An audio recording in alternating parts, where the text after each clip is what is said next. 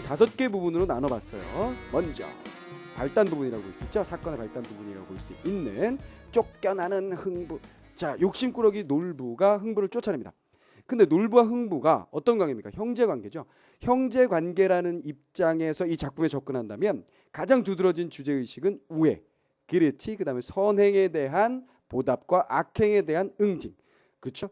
권선징악. 이 두 가지 틀을 우리가 생각을 해 볼 수가 있습니다. 그런데요, 고전 소설에서 판소리 개 소설로 넘어오면서 특히 흥부전 같은 경우에 보면 이전의 고전 소설의 일반적인 틀 중에 하나인 무엇으로부터 벗어났을까요? 그렇습니다. 제자가인, 판에 박힌 잘난 주인공이 아니다라는 겁니다. 흥부나 놀부나 다 문제점을 가지고 있는 주인공들이에요. 그렇다면 이런 문제점을 가진 주인공들이라는 걸 딱 생각해보고 현대소설 한번 떠올려보세요. 현대소설 하면 여러분들이 정말 멋지고 잘생긴 순수소설을 얘기하는 겁니다. 이거 통속소설 얘기하는 게 아니고 잘생기고 멋진 주인공보다는 항상 어딘가 좀 이상한 주인공들이 등장을 합니다. 근데 그 어딘가 이상한 주인공들이 실제적으로 우리 주변에 널려있는 사람들이라는 거예요. 무슨 말인지 알겠습니까? 그러니까 한 반에 한 50명을 모아놓고 생각을 해봅시다. 그중에 정말로 배우처럼 잘생긴 몇 명이나 있을까요? 없는 경우도 많아요. 무슨 말인지 알겠습니까? 우리가 외국 영화 보면 정말 막 예쁘고 늘씬한 것 같지만 외국에 가보세요. 전부 다 뚱뚱이 아줌마들, 뚱뚱이 아저씨들만 막 햄버거 들고서 돌아다닌단 말이에요. 무슨 말인지 알겠습니까? 실제 세상은 우리가 드라마, 통속적인 드라마나 소설 속에 등장하는 그런 주인공들이 아니다는 거야. 그렇다면 흥부전 판소리 같은 경우에는 뭐예요? 그렇죠. 판소리계 소설쯤으로 오게 되면 조선 후기쯤으로 더 오게 되면 뭐야? 현실적인 어떤 사실을 반영하는 그런 소설들이 창작이 되지 않았을까 하는 창작이 된 것이 아니냐 하는 생각이 든다 이런 얘기입니다. 무슨 말인지 알겠죠? 이전에 고전 소설에 등장하던 제자가인 틀에 박힌 주인공이 아니라 좀 색다른 이상한 면을 가지고 있는 그런 개성적이면서도 혹은 더 전형적이라고 볼 수 있는 인물들이 등장한다는 거 참고해 주시기 바라고.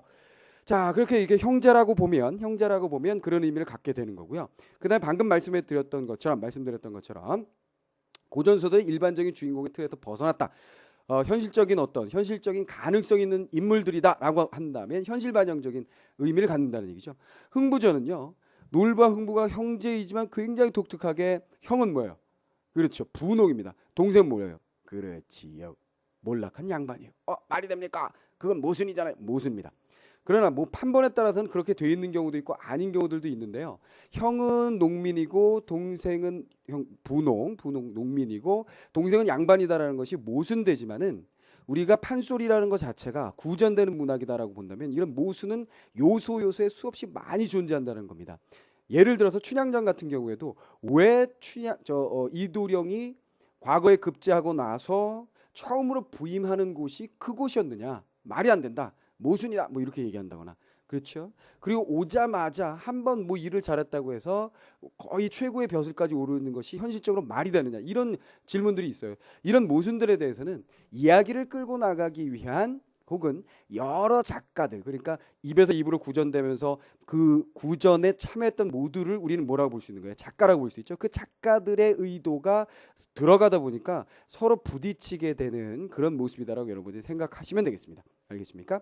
그래서 여기서는 모순되지만 그것을 모순이라고 받아들이지 않고 그 모순이 무엇을 의미하는가를 우리가 생각하시면 되는 거예요. 무슨 말인지 알겠죠?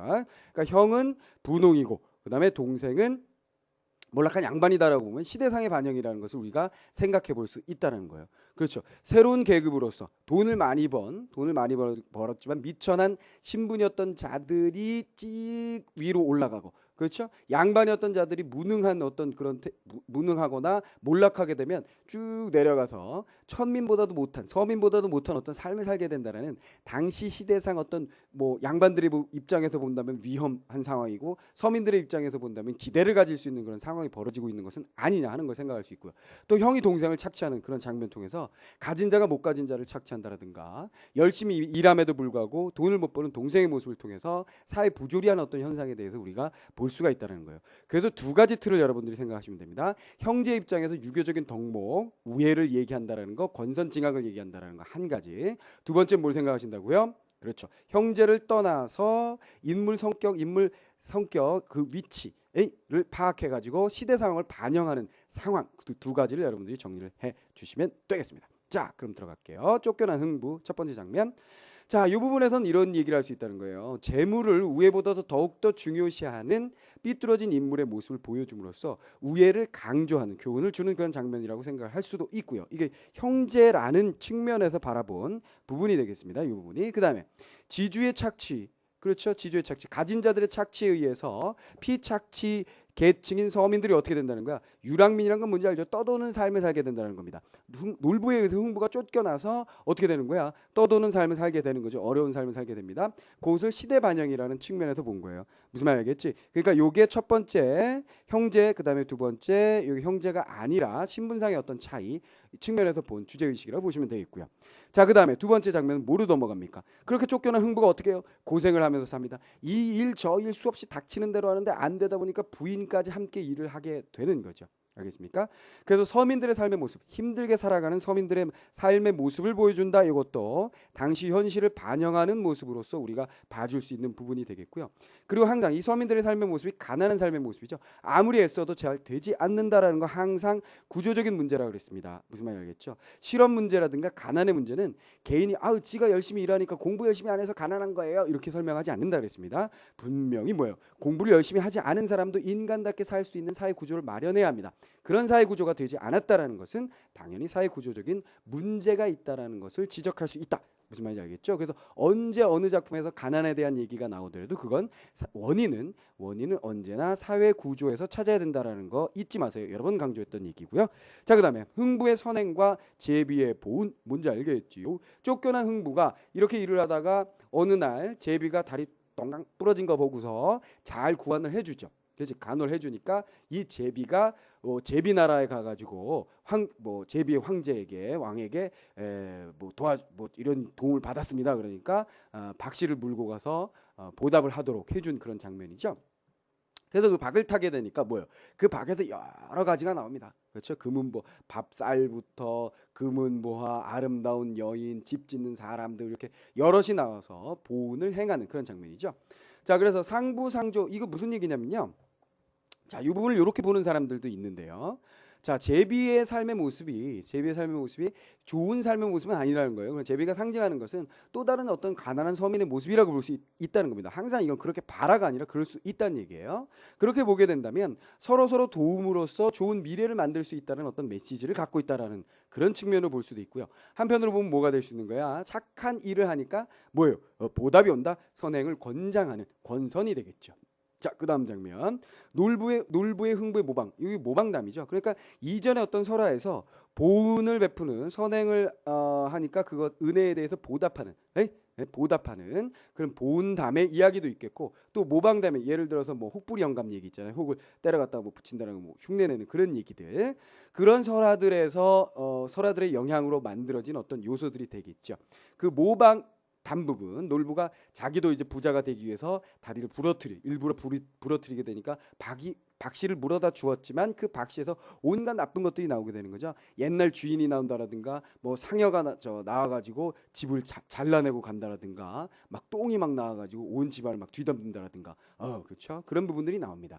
자, 그래서 악행의 응징 그러니까 이 두 개의 장면을 우리가 정리를 해보면 결국 권선징악의 모습이 되겠군요. 그렇죠? 마지막 어떻게 됩니까? 흥부가 그런 모습을 그런 이야기를 듣고 가서 놀부를 도와주게 되고 그 놀부가 이제 마음을 바꿔서 변화하게 되는 거죠. 그래서 화목한 삶을 산다는 고전 소설이 일반적인 아까 고전 소설과 판소리계 소설이 다른 측면을 얘기했는데 어차피 판소리계 소설도 고전 소설에 들어간단 말이죠. 그래서 고전 소설이 가지고 있는 특징을 많이 가지고 있다라고 얘기를 여러분들에게 뭐 거의 다 가지고 있는 거죠. 가지고 있다라고 여러분들에게 얘기했는데 결말이 행복한 결말로 끝난다라는 것도 고전 소설의 일반적인 특징이 되겠죠. 그렇죠? 행복한 결말이고 그 다음에 놀부가 변화됐다라는 측면에 대해서 여러분들이 생각해 볼 것은 인물 형태가 어떻다는 거예요. 흥부만을 볼 때는 어때요? 평면적인 인물이라고 볼 수 있겠죠. 인물의 성격이 변화하지 않습니다. 그러나 놀부 같은 경우에는 어때요? 평면적인 인물이 아니라 입체적인 인물이다라고 해석을 할 수가 있겠어요. 그렇죠? 왜 무슨 크리스마스 때면 항상 나오는 뭐 스크루지 영감 아저씨 얘기 있죠. 그것처럼 입체적인 이야기다, 입체적 인물이다라는 걸 여러분들이 생각을 해주시면 되겠습니다. 자, 이렇게 해서 전체 이야기를 쭉 한번 정리를 해봤고요. 그렇다면 이 이야기에 해당되는 몇 개의 부분만 우리가 잘라서 공부를 한번 해보도록 하겠습니다. 흥부의 어진 마음 어느 부분인지 여러분들이 한번 떠올려 보세요. 어렸을 때 많이 읽었던 그 작품일 거야. 흥부의 어진 마음 생각하니 형의 신법이 벌써 이러하니 만일 요란이 굴어 남이 알진대 형의 흉이 더 드러날지라. 자, 무슨 얘기예요?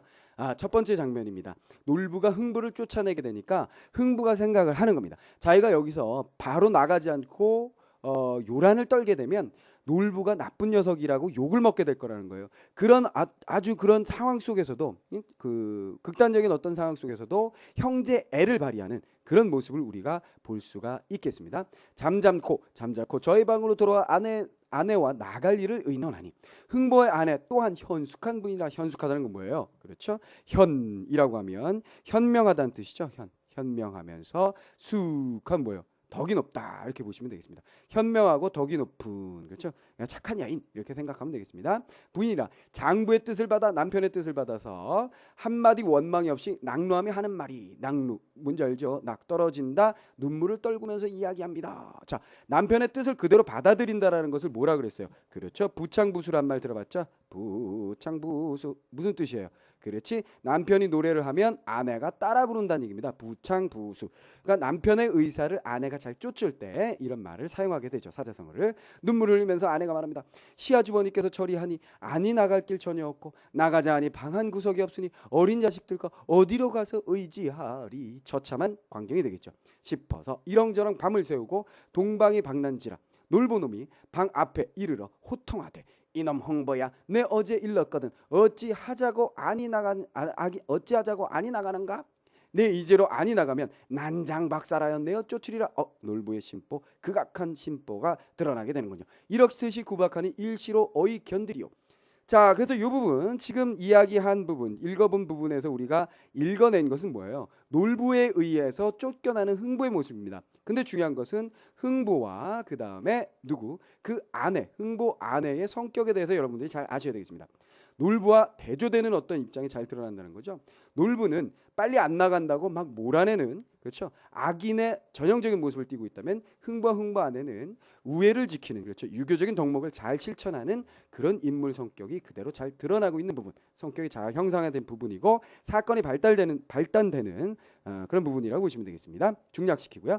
자, 나가서 어떻게 합니까? 집을 짓습니다. 낫 한 가락을 들게 갈아서, 낫 한 가락을 잘 들게 갈아서 지게에 꽂아 넣지고 묵은 밭이라면 쫓아다니며 수수대 뺑대를 모조리 베어 짊어지고 돌아와서 집을 짓는데 수수대, 이거 여러분들이 어린 시절에 공작 시간에 많이 썼을 거예요. 그렇죠? 수수깡이라고 얘기해서 뭐 이렇게 핀셋으로 꽂아서 선생님도 어린 시절에 했었던 기억이 나는데, 집안이 가난해서 수수깡을 사갈 수가 없어서 친구들 걸 뺏어서 했던 기억이 뺏어서가 아니라 빌려서 했던 기억이, 우울한 시절의 기억이 떠오르는군요. 자, 수수대 뺑대를 무조리 베어 짊어지고 들어와서 집을 짓는데 비스듬한 언덕에다가 집터를 괭이로 깎아놓고, 괭이로 깎습니다.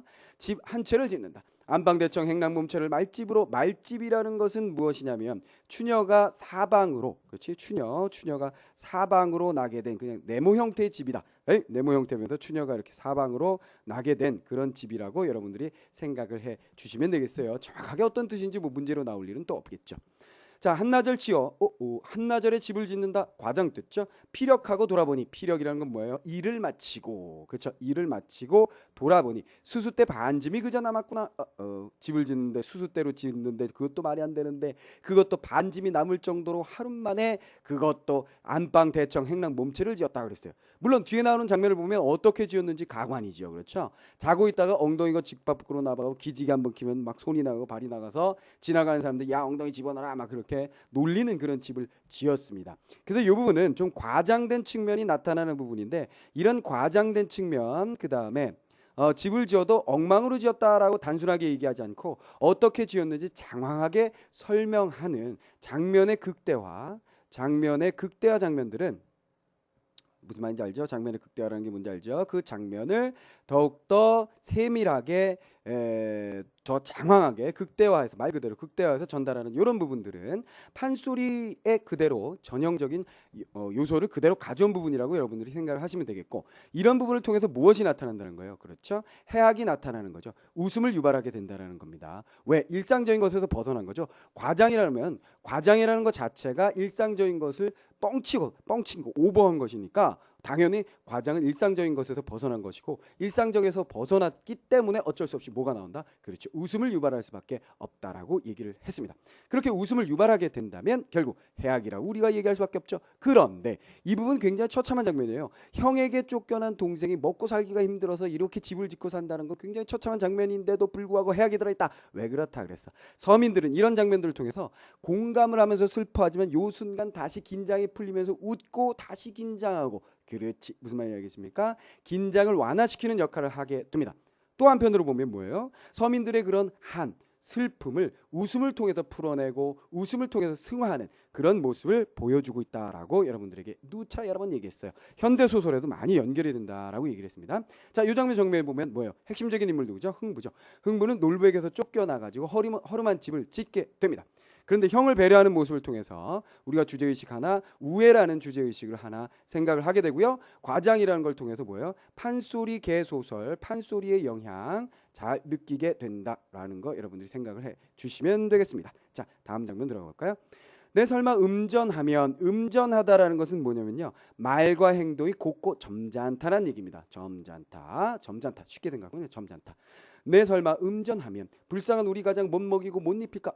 내가 점잖은 여인이라면 내 가장을 못 먹이고 못 입히겠느냐마는 가장은 처복이 없어. 가장 누굴 얘기하는 거야? 남편을 얘기하는 거죠. 나 까닭에 나 때문에 굶거니와 철 모르는 자식 정경 그 모습을 더구나 못 보겠네. 짐승은 미물이나 입으로 밥을 물어 자식을 먹여주며 추우면 날개 벌려 자식을 덮는 것을 나는 어찌 사람으로 숫자가 많은 자식들을 판본에 따라서 많은 판본은 몇 명까지 33명인가까지 간답니다. 그렇죠. 적은 데는 뭐 한 10명 되고요. 그래서 우리가 흥부와 놀부 이야기에서 흥부를 욕하는 경우가 있어요. 왜 그러냐면 왜 이렇게 무식하게 자식을 많이 낳느냐. 경제관념이 부족하다. 그래서 부정적인 인물로 몰아붙이려고 하는데요. 이것도 자식이 많다는 것은 그 가난한 살림살이를 과장하기 위해서 들어간 것으로 해석하는 것이 좋은 것이지 그 33명이면 33명, 100명이면 100명을 너무 고지고대로 듣고서 에이 왜 이러냐 얘는 한심하다 이렇게 생각하시면 안 됩니다. 분명히 이 흥부라는 인물은 그 조건에서 열심히 일하려고 애를 썼었어요. 예전엔 뭐 피임의 방법도 없었으니까 아이를 낳는 아이의 숫자가 능력대로 나왔다라고 우리가 또 해석할 수도 있는 거고요. 정확하게 과거에 그 자식 낳기에 대해서 성생활에 대해서는 선생님이 잘 모르기 때문에 모르겠어요. 그 부분은.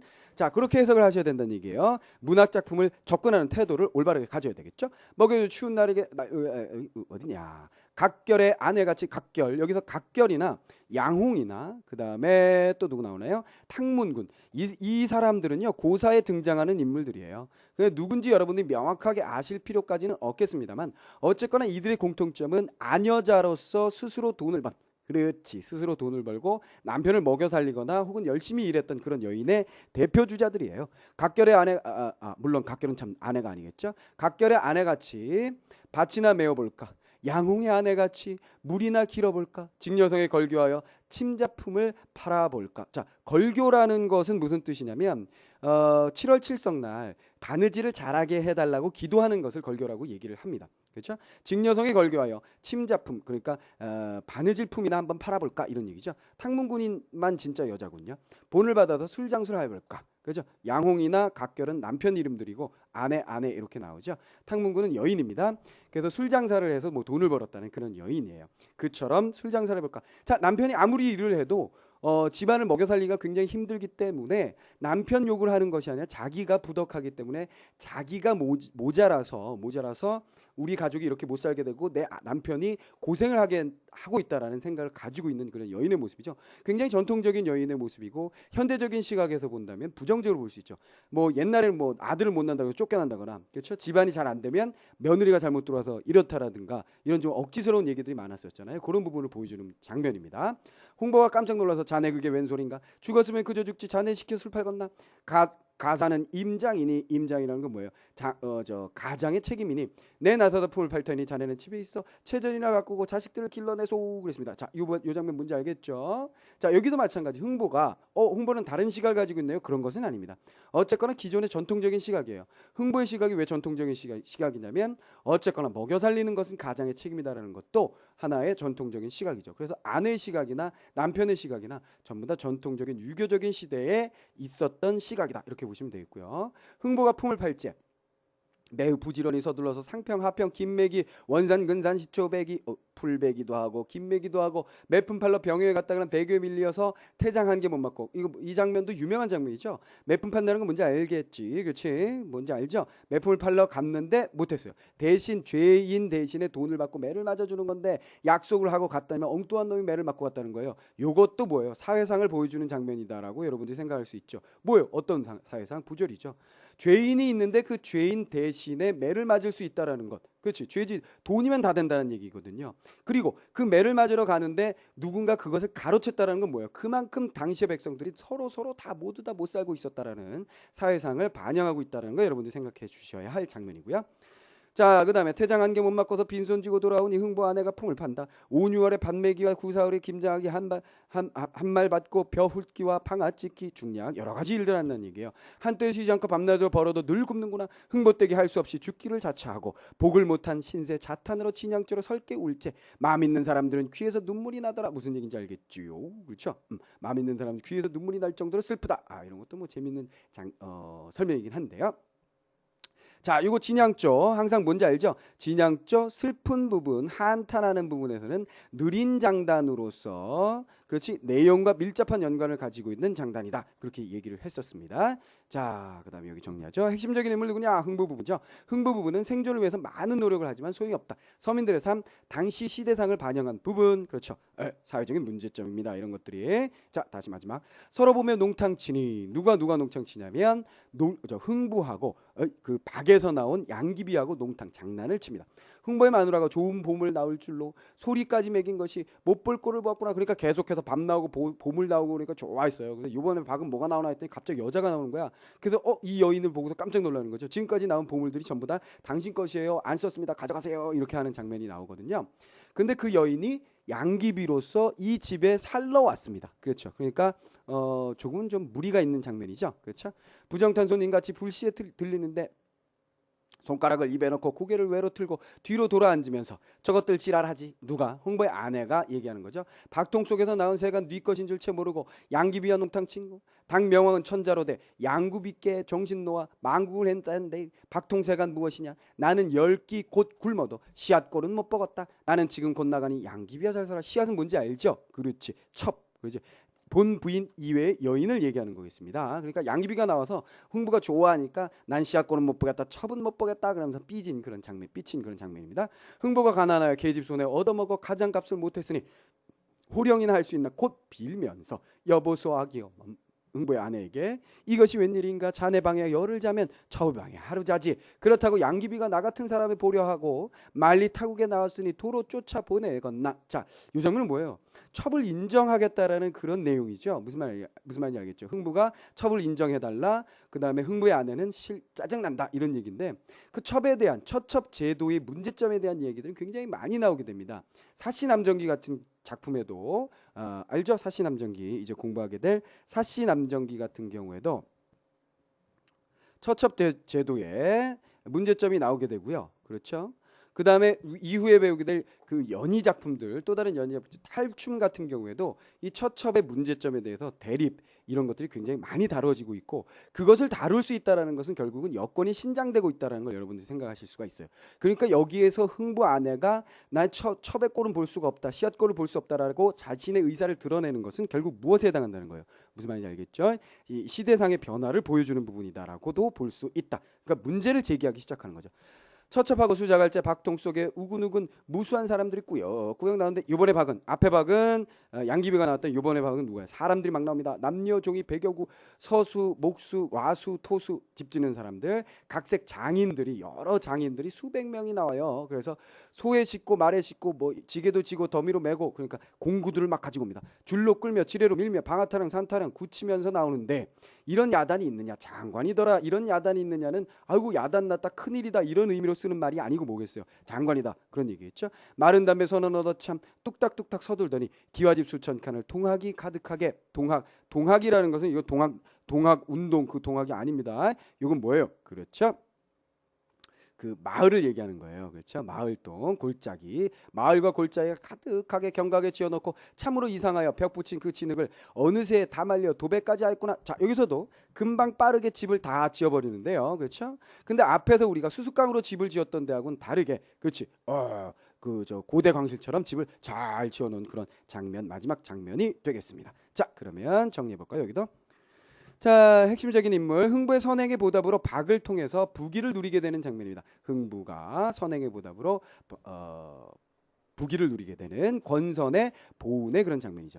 자, 그래서 여기서 본 장면은 쫓겨나는 장면, 그 다음에 열심히 노력해서 사는 모습, 그 다음에 보답을 받는 그런 결말에 가까워진 장면을 쭉 흥부를 중심으로, 흥부전이니까 흥부를 중심으로 해서 한번 정리를 해 보았습니다. 그래서 첫 번째 정리한 내용들 그대로 장면을 통해서 여러분들이 확인을 해보게 된 것이고요. 자, 흥부전의 주제의식에 대해서는 이렇게 볼 수 있어요. 아우와 형이라는 입장에서 본다면 형제간의 우애라는 것이 핵심적인 주제가 될 수 있겠습니다만 흥부와 놀부 신분 차이에 어떤 그런 것에 초점을 맞춰 본다면 몰락한 양반과 분홍 사이의 착취와 비착취의 관계라고 볼 수가 있다라는 얘기예요. 무슨 말이 알겠습니까? 그래서 사회적인 현실을 반영하는 입장에서 우리가 이 작품을 읽어볼 수도 있고요. 그 다음에 이야기의 구조의 측면에서 본다면 창조적 행위자로서의 흥부, 이건 뭐야? 권선의 부분이었죠. 그 다음에 모방자로서의 놀부, 권선징악의 주제의식도 가지고 있다라고 볼 수가 있습니다. 그래서 이 형제간의 우애나 권선징악이라는 것은 어쩌면 고전 소설에서 일반적으로 등장하는 구태의연한 그런 주제의식이라고 보시면 되겠고, 이 부분은 뭐예요? 현실적인 내용들을 반영한 그런 주제의식이라고 여러분들이 봐주시면 되겠다 그런 얘기입니다. 자, 그래서 전체적인 이야기 중에 쫓겨나는 장면 한 장면 우리가 봤고요. 그 다음에 고생하면서 열심히 사는 장면도 우리가 확인을